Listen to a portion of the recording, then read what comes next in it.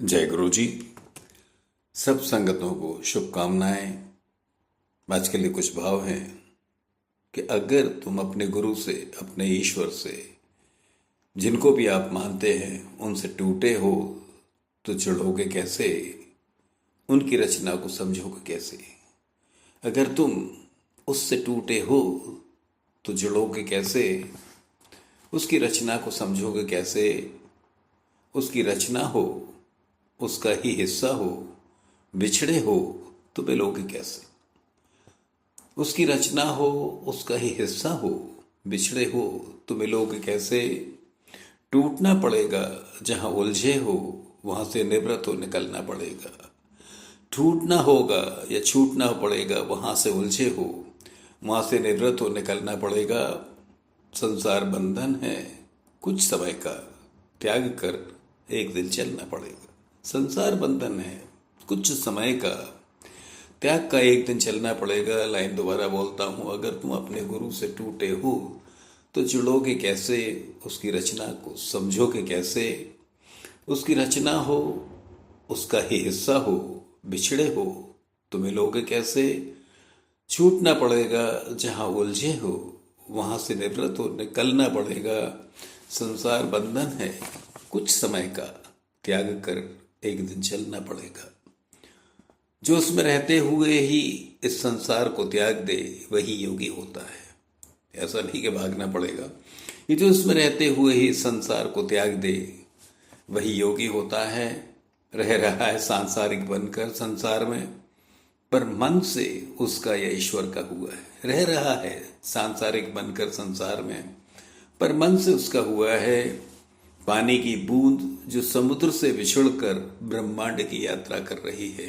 एक उदाहरण है कि पानी की बूंद जो समुद्र से बिछुड़कर ब्रह्मांड की यात्रा कर रही है, उसे अपना गंतव्य मालूम है और हर हाल में समुद्र की दिशा में ही चल रही है। ये पानी का रूप लिया है। पानी किसी न किसी दिन जाके समुद्र में जा मिलता है, क्योंकि वो अपने को, ये बूंद जो है अपने को समुद्र का हिस्सा समझती है और एक दिन उसे समुद्र बनना है। इसलिए दोबारा इस दृष्टांत को बोलता है कि जो उसमें रहते हुए संसार को त्याग दे वही योगी होता है। रह रहा है सांसारिक बनकर संसार में, पर मन से उसका हुआ है। पानी की बूंद जो समुद्र से बिछुड़कर ब्रह्मांड की यात्रा कर रही है, उसे अपना गंतव्य मालूम है और हर हाल में समुद्री दिशा में चल रही है। वो कैसे कि कितने रूपों में उस बूंद ने यात्रा नहीं की है। बारिश, ओस, बर्फ की बूंद बनी है। कितने रूपों में उस बूंद ने यात्रा नहीं की है। बारिश, ओस की बूंद बनी है। कभी कहीं तप कर भाप बनकर उड़ी तो कहीं बादल बनकर बरस रही है। वही भी एक रूप है कि कितने रूपों में उस बूंद ने अपनी यात्रा नहीं की है। बारिश, ओस की बूंद बनी है। कभी कहीं तप कर भाप बनकर उड़ी तो फिर कहीं बादल बरसी है फंसी कहीं किसी तालाब में मानो गृहस्थी में, पर चल तो रही है। वही हाल है कि है फंसी कहीं किसी तालाब में जहां पानी ठहर जाता है, मानो गृहस्थी में चलकर तो चल रही है। अंततः किसी नदी का हिस्सा बनकर एक दिन समुद्र बन रही है। अंततः किसी नदी का हिस्सा बनकर वो बूंद पानी की एक न एक दिन समुद्र बन रही है। दोबारा बोलता हूँ, कितने रूपों में उस बूंद ने यात्रा नहीं की है। बारिश को उसकी बूंद बनी है। कभी कहीं भाप बनकर उड़ी तो फिर कहीं बादल बन बरस रही है फंसी कभी किसी तालाब में मानो गृहस्थी में, पर चल तो रही है। अंततः किसी नदी का हिस्सा बनकर एक न एक दिन समुद्र बन रही है। कुछ इसी तरह हम सब जीवों की किसी न किसी रूप में यात्रा होती है। कुछ इसी तरह हम सब जीवों की किसी न किसी रूप में यात्रा होती है। जैसे कर्म किए होते हैं वैसी ही हमें योनियां मिलती हैं। ये आत्मा चलती रहती है। जैसे कर्म किए होते हैं वैसी ही हमें योनियां मिलती हैं। ये आत्मा चलती रहती है और आत्मा को कई योनियों से इस बूंद की तरह कई रूपों में करना होता है और उस आत्मा को कई योनियों में उसी बूंद की तरह कई रूपों में यात्रा करनी होती है, जब तक इस मनुष्य योनि नदी बन करना एक दिन परमात्मा की होती है। दोबारा बोलता हूं लाइन को, और आत्मा को कई योनियों से उसी बूंद की तरह कई रूपों में यात्रा करनी होती है, जब तक इस मनुष्य योनि को नदी बनकर न एक दिन परमात्मा की होती है। हम संगतें तो इस नदी रूपी मनुष्य योनि का महत्व समझना चाहिए।